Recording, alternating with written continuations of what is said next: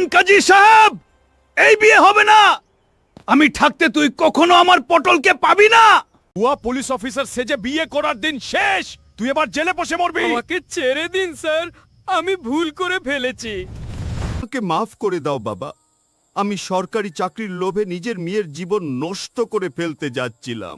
কাটবেন না চাচা, আমি গরিব হতে পারি, কিন্তু আপনার মেয়েকে আমি অনেক সুখে রাখব। আজ থেকে আমার আদরের মেয়ে পটলকে তোমার হাতে তুলে দিলাম বাবা আলু।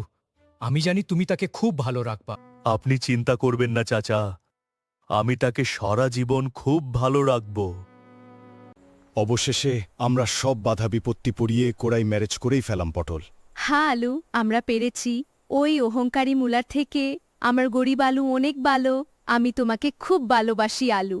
আমিও তোমাকে অনেক ভালোবাসি পটল। কেমন লাগলো আমাদের গল্প? এমন গল্প আরও দেখতে চাইলে পেজটা ফলো করে দাও অ্যান্ড ভিডিওতে লাইক করো।